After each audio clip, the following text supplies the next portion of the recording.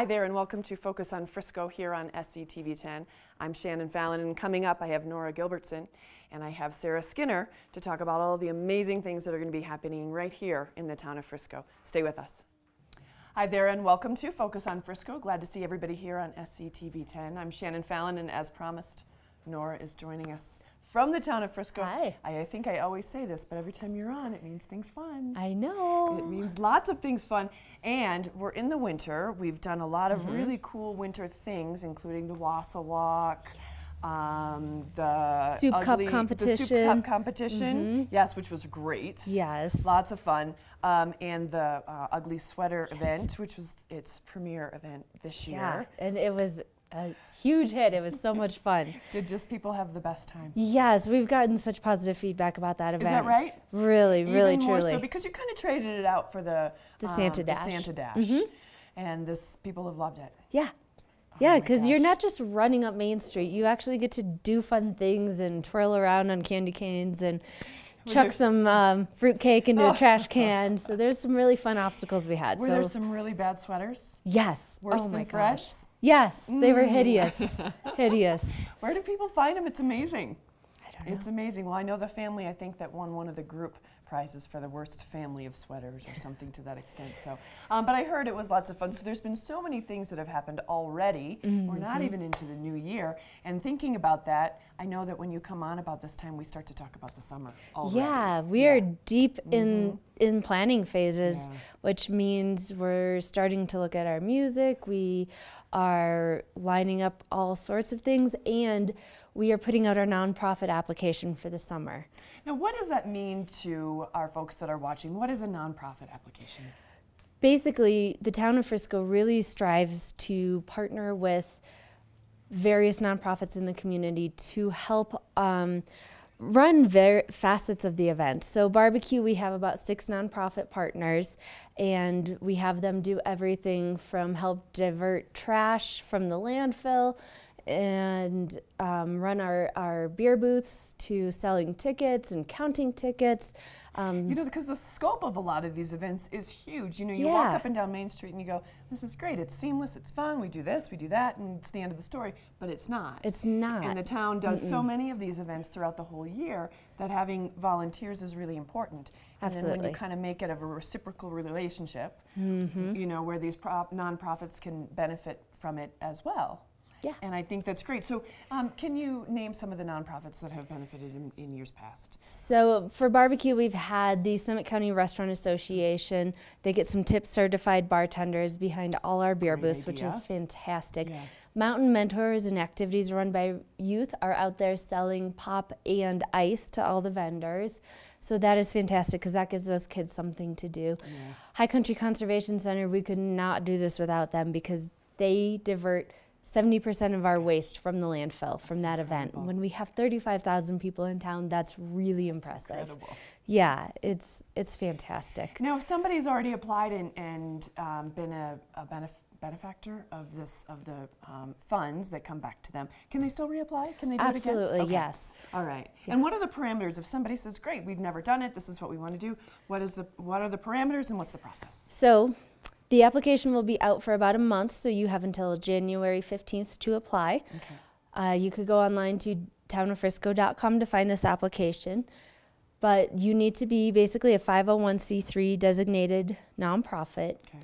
You need to show us how you benefit the town of Frisco, our community here, and send all that in and kind of tell us how you're going to help promote the event and recruit and train your volunteers. Well, and that's a big thing too, is you can apply, but you can't just be one person because you need more than that to make it all happen. Absolutely, yeah. All right. And the events that go throughout the year that do this are, as you mentioned, barbecue, concerts in the park. Yep. And those are every Thursday still, correct? Yes, those start about June 27th, and they run through mid-August. Okay. But we partner with a different nonprofit for every single one of those. Nice. And what they do is basically they get the proceeds from the alcohol sales. We have some sponsors who keep the prices nice and low for us. And they can make anywhere from $600 to $1,800 depending on weather, band, draw. And it's really great because it's 3 hours worth of work, and these are unrestricted funds for the nonprofit. Yeah, that's amazing. And you get to listen to great music at the same time. Yeah, it's so much fun. Yeah, those concerts are a lot of fun.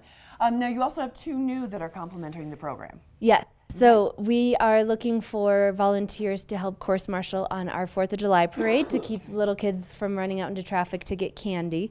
So we can use quite a few people there, about 64 volunteers in total, and we're willing to split that up between 2 nonprofits because we know 4th of July is a really hard time to get volunteers. Yeah. Yes. Yeah. And then to kind of get away from the alcohol a little bit, we have an opportunity to sell lemonade and ice cream at our Founders Day celebration on July 5th. That's always on July 5th specifically, isn't it? It's about the 4th of July weekend. Okay, but it's always on the weekend? Yes. Okay, all right. So those are all things, and as you start to fill out that application, things to think about. You know, most of them, it sounds like, are running through the summer. Yep. And this is a great time for the volunteers to get out and promote their nonprofit. I mean, yeah, it really absolutely. is a great way, and then promote the town's really cool events as well. Yeah, it's a great way to raise funds and awareness for your organization. Yeah.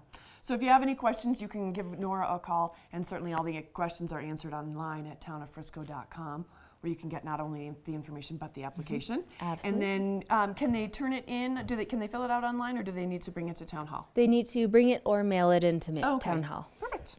Very good. So if you have any questions, don't hesitate. But remember, the deadline is January 15th, so you need to get it done sooner rather than later. Then you can cross it off your New Year's list and potentially have some more money coming in next summer.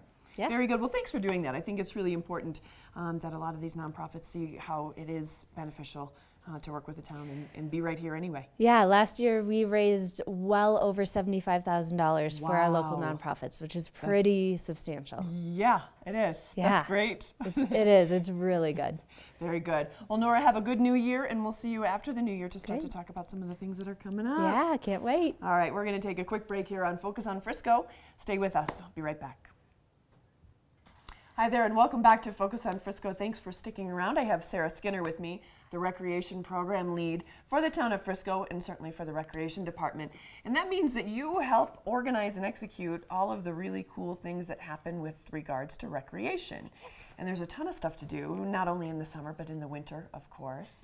And this is what you do. Yeah. And is it fun? Oh, it's so much fun. I get to hang out with kids for the majority of my job. So. Which is incredible, I know, right? Especially at this time of year, they bring so much joy because they just love it. And it's starting to snow again. So when we're talking today, what are we talking about in terms of kids? Cool. So we actually have no school programs. So every time that the kids are out of school for Christmas break, spring break, and then they have a winter break in February. We have camp for them, so we go on field trips, we do arts and crafts, we play games, we just do all kinds of fun stuff around here in the county. Yeah, it's really fun. I know a lot of kids who participate, and it's something that they so look forward to because it's playing all day long. Yes.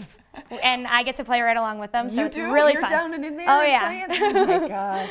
It's a blast. When you guys do field trips, what does that mean? What does that entail? I mean, during the winter months, we try and stay close to the county so that, you know, when it snows, we're not driving on the interstate or anything. So we usually go to the rec centers, we go tubing over at the tubing hill, we go Nordic skiing, we do all kinds of things, sledding, whatever we can find to do outside and inside, we do. Crafts and just, lots of running around. So is this just for Summit County residents? It's not. Anybody can sign up.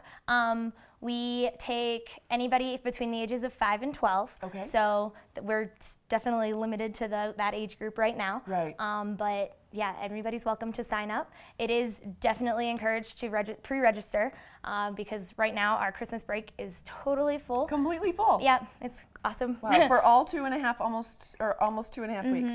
That's amazing. Yeah, so it's really great. Speaks well of what you guys do. We enjoy what we do, so. Yeah. So register early. So Christmas break. And then we have our next break in February. Okay. I believe it's the last week of February. I think so. Yep, that's when the school break is. So we'll have kids again that week. And then early April. First week in April, yep. Okay, and that's for spring break. Yeah. So what do people need to do? Obviously, they need to show proof that their child is between 5 and 12. Yep. What else do they need to do to register? They can call the Frisco Day Lodge to register. Okay. So you can call there, or you can visit our website at friscorecreation.com. And then there's, you know, all the fun paperwork that goes along with coming to camp. But yes, hey, keeps your kids safe, so that's well worth the writing time, I think. For sure. Okay. And day cost? It's $40 for Frisco residents and $45 for non-residents. So, fantastic, and that's for the full day. Can people sign up just for a day? Can they sign up for the week? They can sign up just for the day. They can sign up for 5 days. They can mix in whatever days they want to come. Okay, it really is such a great program. There are so many kids that do this on a regular basis, and if you ask them what they think of it, it's their eyes light up, and it's great. So whether you're visiting or you have some kids who are new to this whole break thing, I highly recommend it. And again, go early. The next thing that we want to talk about is Gold Rush. Yeah. And that's coming up too. It is February 7th, and it's, I don't know if you don't know about this event, it's been around we're in our 45th year this year.